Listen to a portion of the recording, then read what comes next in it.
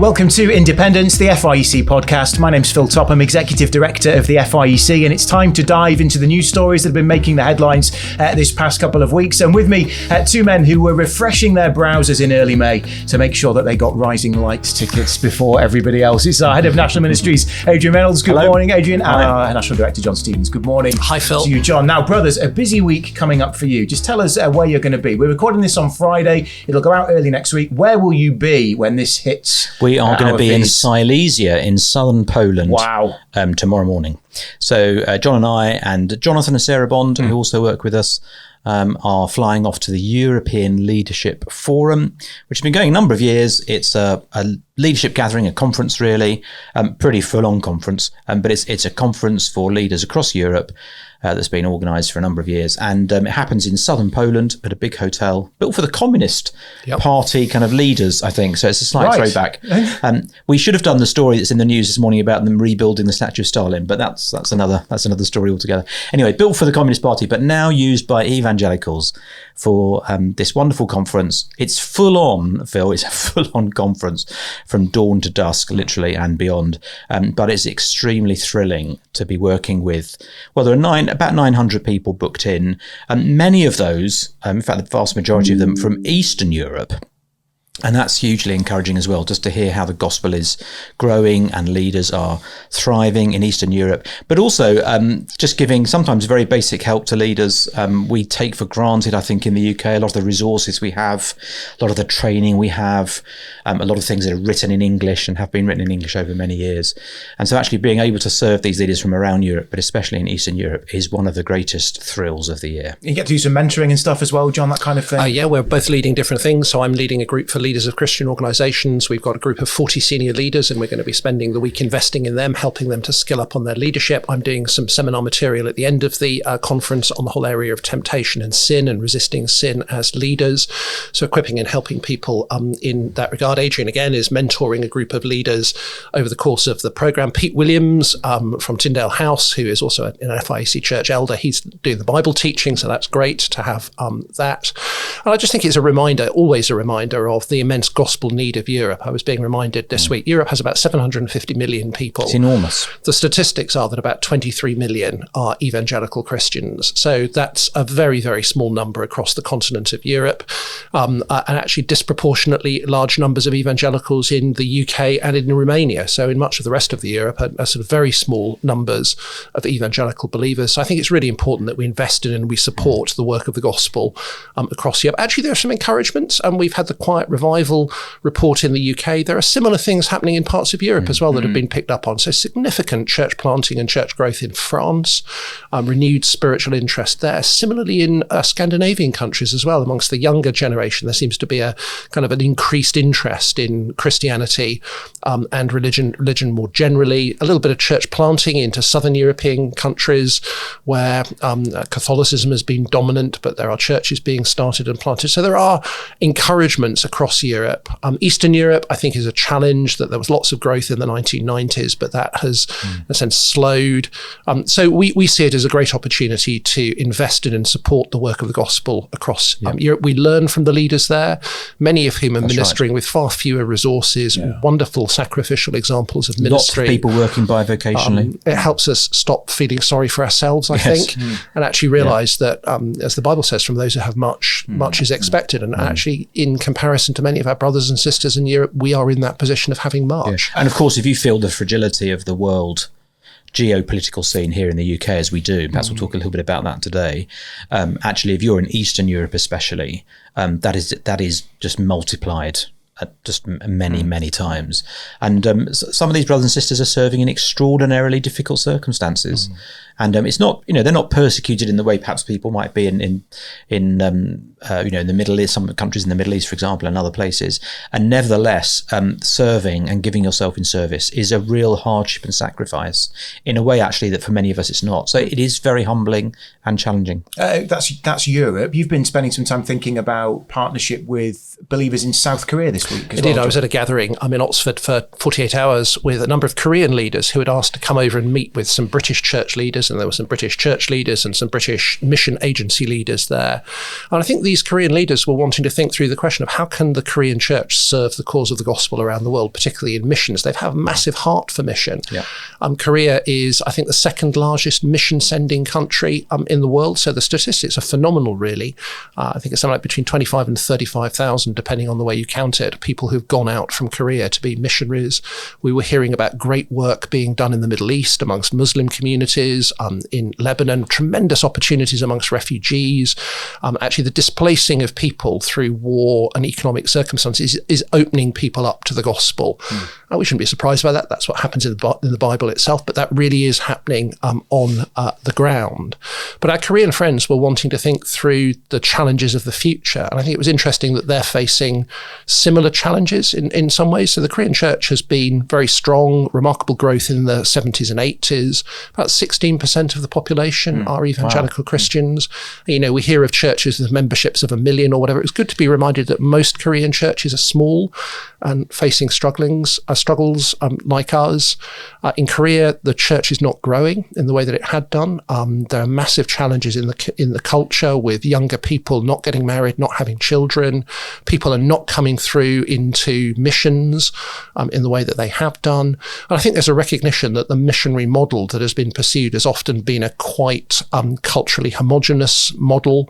And actually, there's a greater need to work at sort of multicultural and intercultural ministry and how to contextualize the gospel as they go around the world. So I thought it was great that they wanted to engage with us and to learn from some of our wisdom and think about how a partnership could be developed there to help that task of world mission. Wonderful encouragements of diaspora ministry, student ministry. God is at work. And it was interesting to me because this is the very issue that we're thinking about in relation to our leaders conference, in November, the whole issue of how we serve the work of the gospel around the world. And it was interesting to see a church that at the moment has a very strong mission force asking some of those same questions. So it was really helpful, really encouraging to hear what God is doing. And it was just a reminder that we need to keep thinking about how do we get the gospel out to all nations. And that is done both on our doorstep and by sending people. And by receiving people, right? I mean, that's the thing. Yeah. I think this is the way the mission landscape is really changing rapidly, Phil, and we'll all have a seminar about this and be talking about this at the Leaders Conference. Yeah. We need to be not just senders. We mustn't lose that commitment to sending. Some of the mission agency leaders that I met with to help me plan the conference have been really helpful about this. We mustn't lose that.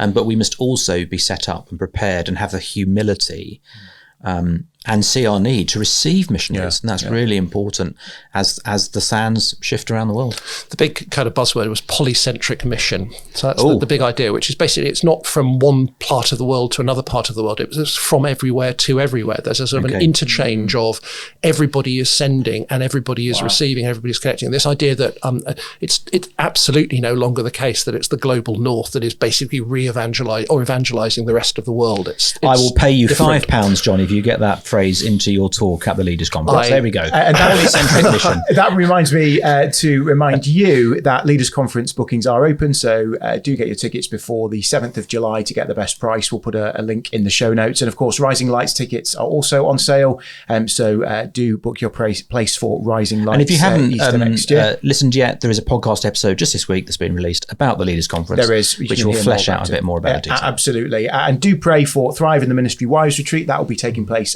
as this podcast goes out. So that's our conference for women in ministry and our conference for ministry wives. Lots going on. Look at that, 8.5 minutes, and we have yet to talk about the news. Let's do that. Those things are the news. Oh, yeah, well, they're the FIEC news. Let's talk about what's happening in the wider news. Okay. Interesting that immigration is back on the table in a major way. So Keir Starmer called Britain increasingly an island of strangers earlier in the week as he talked about his reforms, no pun intended, to the immigration policy in Britain.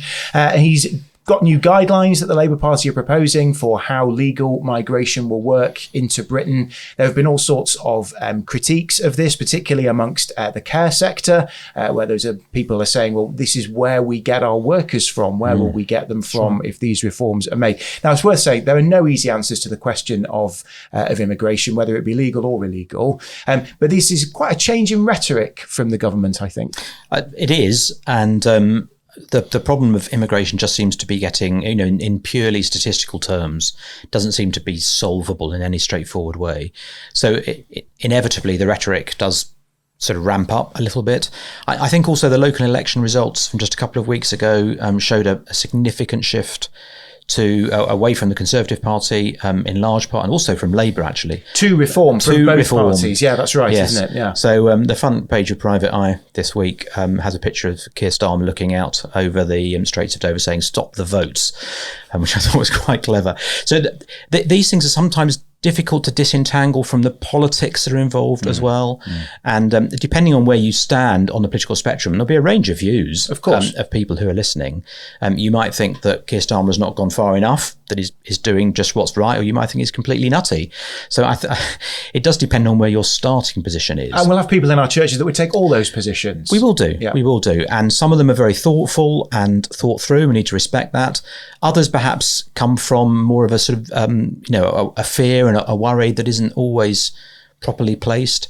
So I think one of the challenges in church leadership, John can talk about the actual immigration in just a moment, I'll let him do that. But I think one of the challenges in church leadership is being able to help people think about things in a principled way. They may come to different conclusions, and that's okay.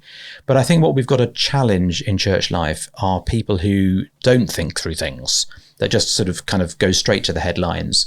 So people may come to different views about what level of immigration is appropriate or not, but we ought to be thinking about that in a Christian way and marrying what the Bible has to say with our politics and our views of other things. I think the challenge with immigration, as indeed with other issues, is that people go straight to the conclusion without really thinking it through. And I think that's not a helpful place for a church to be. So as church leaders, we want to encourage people to be thoughtful and careful and principled. We want to apply wisdom. These questions aren't black and white questions. Often they're wisdom questions. We want them to apply wisdom. And part of our challenge in leadership really is to help people know how to do that. John? Well, I think it's absolutely right. I mean, immigration has been a massive issue politically for quite a period of time, and it's come to the fore because of the victory of reform, and people are feeling vulnerable, and so parties are thinking they're having to do more about it. And I think the challenge is that the figures of migration are just so huge. Yeah, that's the concern to people. So net migration at the moment is something like 800,000 per year. The population is growing, and I think there is a sense that is both changing the shape and nature of the country. It's creating pressure on public services, housing, and those areas. And the figures are way bigger than they have been. And immigration has always been an issue. I was reading the statistics. In the decade up until I think it was about 2002, before it was opened up to European immigration, net migration over a decade had been only 68,000. So that's a decade. For the whole decade? Yeah, I think so, a decade. Goodness. In total. And then you have these massive inflows of people that come there. So that is the context. There has been a massive change in terms of people coming to the UK, and that inevitably has an impact. Yes, housing, services, on the country. It's worth recognising that I think most of that is absolutely legal migration that has been invited. So I think in terms of, as this is discussed, I mean, it seems it's right. Nations and states, you can't just simply allow anybody to come who wants to come. Every country has to operate some sort of policy of both who is allowed in as a sort of a refugee that's being given genuine protection. Britain has always done that. And then there's who is going to be allowed to come in to work, to study.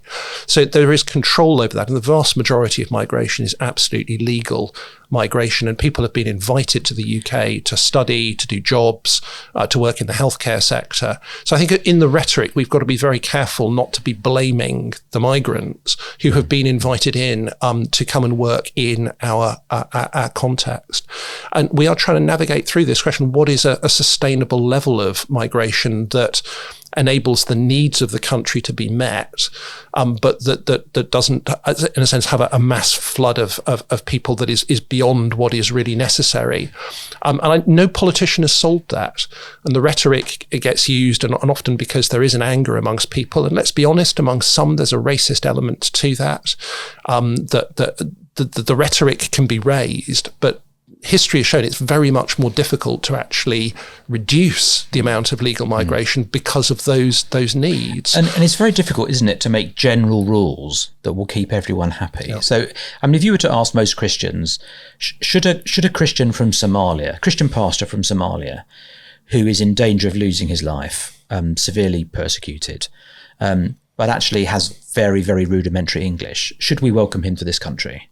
for his own protection, and maybe along with his family. I think most Christians would say, yeah, that would be a good thing to do. It's a kind and caring thing to do. But of course, once you make that rule for one person, you've got to make similar exceptions for all kinds of people. And so setting general rules that allow for all these situations is very, very difficult. And you end up having to be overly generous because that's the only way to accommodate everyone. So, for example, one of the rules that's being proposed is that you'll have to have A-level English now, equivalent of A-level English, to come into the country as someone who's seeking asylum. So my pastor friend from Somalia wouldn't be able to come in. And I'm thinking, well, I don't feel that personally. This is only a personal view. I don't think that's right. Would that still be the same for legal migration when someone's life is in danger? Because it would be a refugee situation. Well, there are complicated rules, but if you want to seek permanent leave to stay, yes, I believe that is the case. I may have got that wrong, but I think that is the case. So yes, you're setting general rules. I mean, the point I wanted to make, Phil, is you're setting these general parameters, but actually each individual person is a real person with a real struggle, with real problems.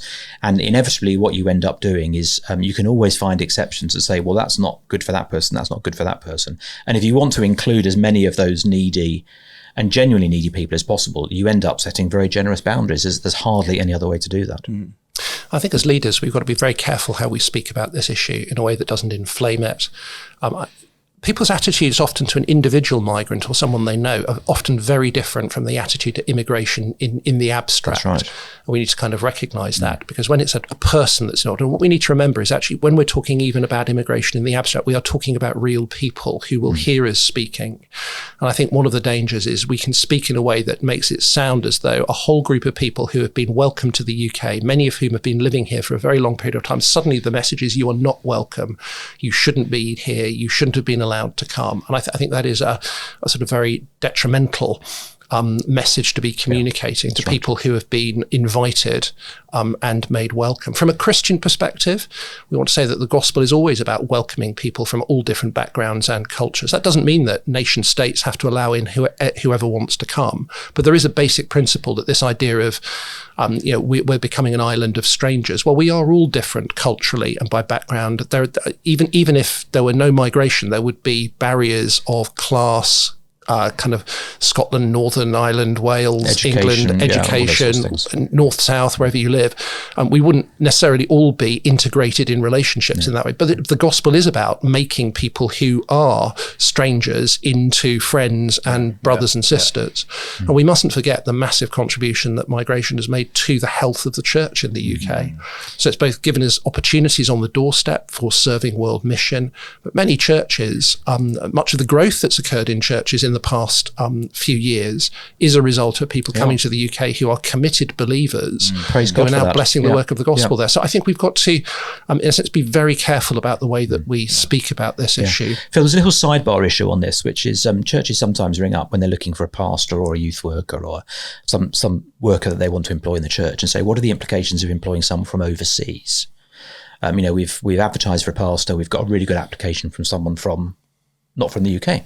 What are the visa implications? And we're not going to give visa advice on the podcast. That's not what it's for. But just to say, it has now got incredibly expensive. So one of the things that the government are proposing doing in the latest round of legislation is making the premiums that people pay for social services and for NHS care and for things like that very, very expensive. So, for example, the NHS premium is now £1,500 per person per year.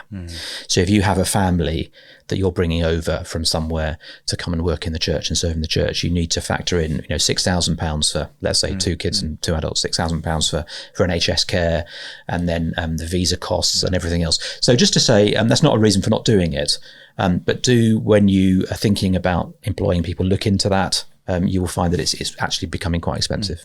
I think the massive issue of dealing with lots of these problems at root is that people by nature often want their cake and eat it. Actually, there would be significant costs. One of the reasons why migration has been so high is because we've wanted services to be delivered cheaply. And there's no doubt that if you don't have migration, the amount that needs to be invested in training, enabling people to get into work, the amount that needs to be paid to care workers and others would have to increase. And I think at one level, the real challenge will be whether people will be willing to pay more in order to enable that to happen. And I think in lots of life, we want outcomes without really realising that there's cost that has to go with that. And of course, that's true of that sounds like a gospel issue. It is a gospel issue at one level. In a sense, you have to be willing to sacrifice, and there's a cost to be paid in order to gain the outcome that you want. And there isn't a cost-free, for example, following of Christ, and actually embracing the cost. One of the reasons things often don't get addressed and dealt with is because people want the benefit without the cost. Yeah, they do want carrots to be 2p each in Aldi or whatever it is. Let's move on to another story. It's dominated again the last few days. So the Scottish Parliament, MSPs, voted in favour of assisted dying legication. As I said, we're recording on Friday. It's going to be debated again in Parliament. Yes, it's not the final vote. No, it's not. No, it's not. That's coming up in June. But this is obviously a very emotive issue. We've talked about it before. This bill is being criticised from all sides. I can't decide which way this might go. I know the way I want it to go. Well, they're voting on amendments today. So there are 100 amendments that are being voted on. Which is claimed will strengthen the bill, but there still seems to be a bad bill. They're of all different kinds.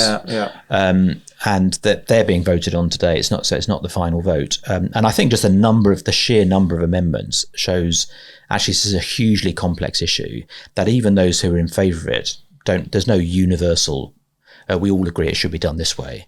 And people are sort of putting in amendments and protections and all sorts of things to try and guard. There does seem to have been a shift. Whether there's been enough of a shift, humanly speaking, to change the vote in the House of Commons, I don't know yet. But there are, for example, a dozen MPs who have said that they voted for it before, will now vote against it or will abstain. That's obviously not enough to change the voting numbers.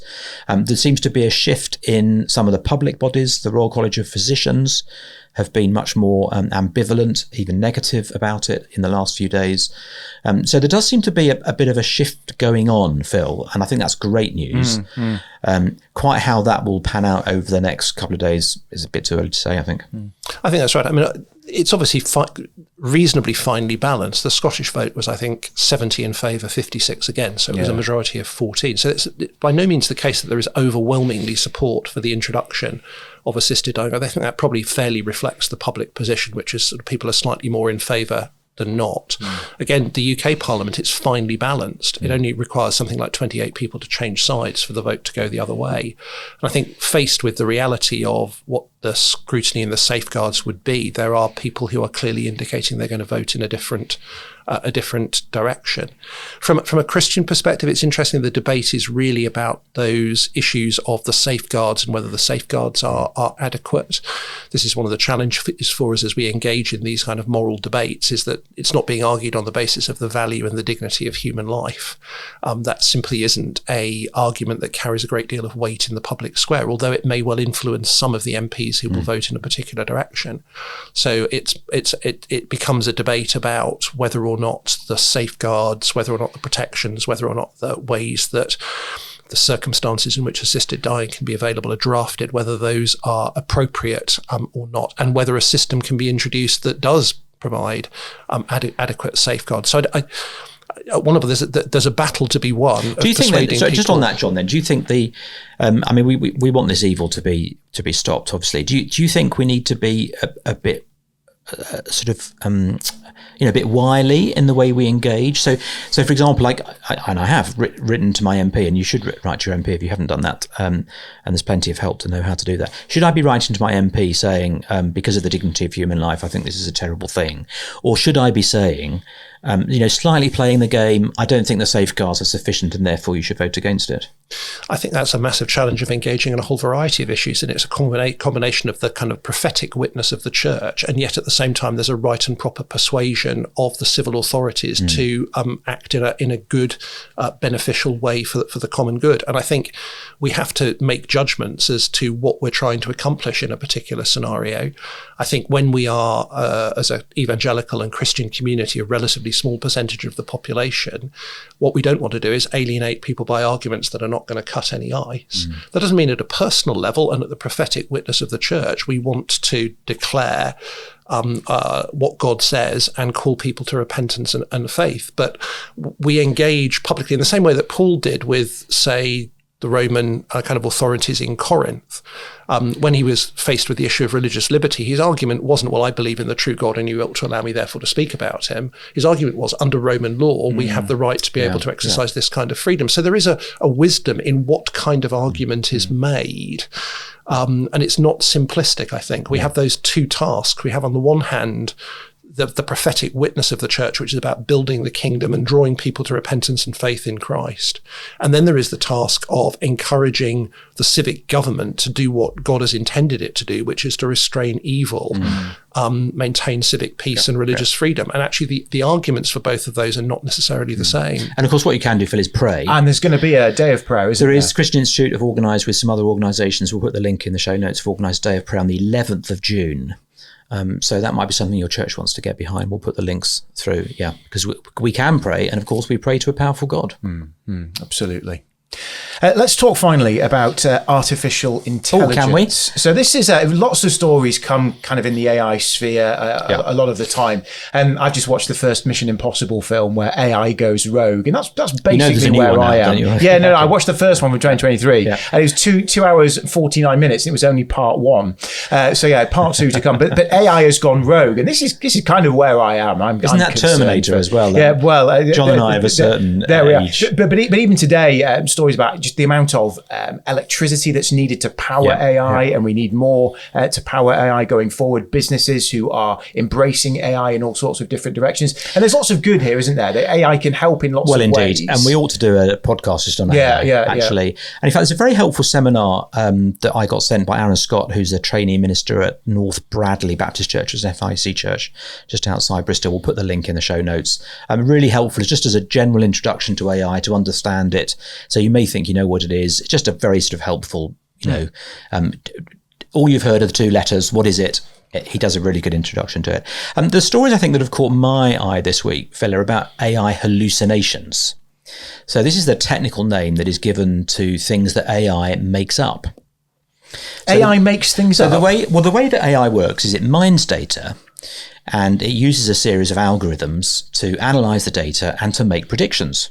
And inevitably, not only might the predictions sometimes be wrong, but if the data that's going in is not of high quality, then the output can be of dubious quality.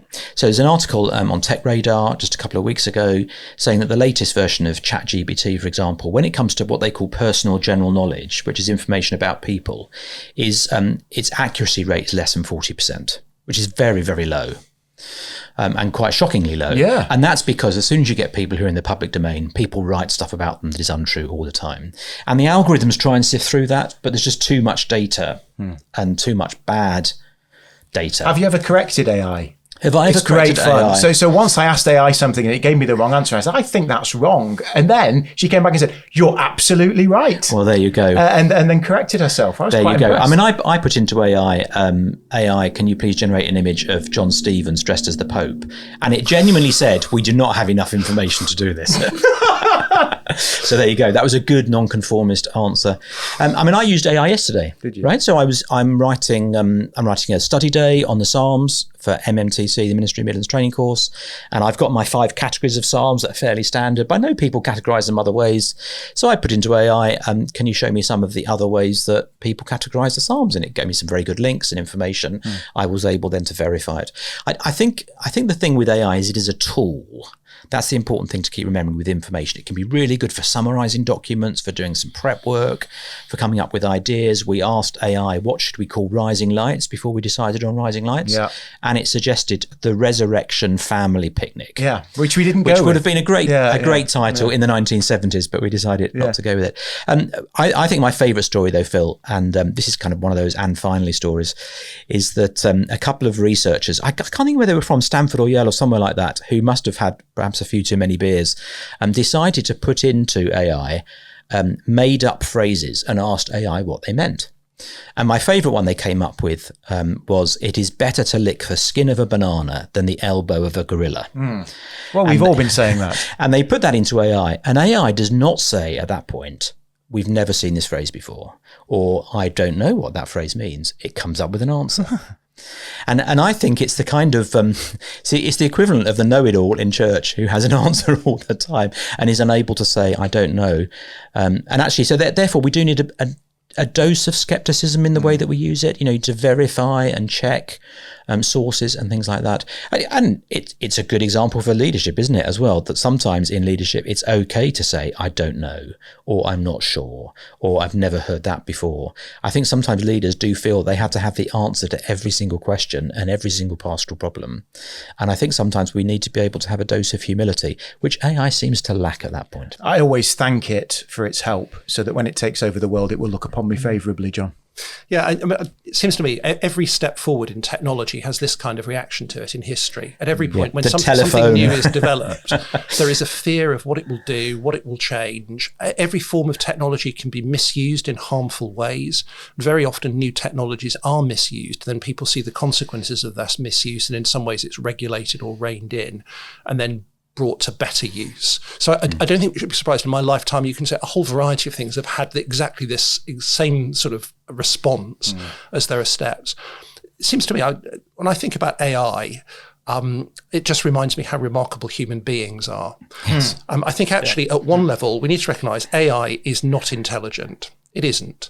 AI is basically a very sophisticated way of gathering and collating data. But any intelligence in AI has been provided by the human beings who've created the system, established the algorithms, it developed it. But basically what it does is it draws from the well of human knowledge and just brings things together from that. It's basically a data collection system that is cleverly organised. But I think a techie might push you on that. We'll come back to that another time. I think there's a bit more to it than that. It was John Lennox who I remember saying it's not intelligent. He's quite intelligent. And it certainly doesn't have consciousness. No. It certainly doesn't have emotions and feelings. It's not a person in that sense. And at one level, it is remarkable that human beings have been able to create this, and yet we remain, as far as we are aware, those who have genuine consciousness and intelligence. And that is a reminder of the fact that we are those uniquely created in the image of God. It's rather like this sort of claims in evolutionists and scientists, we can make life in a test tube, but actually you can't. And similarly, we can create artificial intelligence. Well, it's not. There is something remarkable and unique about human beings that continues to be the case. And I think we mustn't lose sight of that. Actually, this remarkable biblical claim that we are created in the image of God. And in a sense, where does our intelligence come from? Where does our consciousness come from? How do we explain that? So to me, I think you look at AI, it's like other technology. It is remarkable that human beings are capable of doing this. And in some ways, actually, that's what God created us to be able to do, to bring the world that he'd made into fruitful progress, technology, arts, music. We are remarkable. Even in comparison to AI. It's faster in lots and lots of regards, but we still continue to be remarkable. And that is because we are made in the image of God. And I think we mustn't lose sight of that. Or as we sometimes say to one another in the office, it's better to lick the skin of a banana than the elbow of a gorilla. We've all been saying it. Brothers, that brings us to a conclusion. Thank you so much for commenting on all that's been going on in the news this past couple of weeks. If you enjoyed the podcast, please do rate or leave a review so others can find it. And we will look forward to speaking to you again in a couple of weeks. Enjoy Poland, brothers. Thank you. Thank you.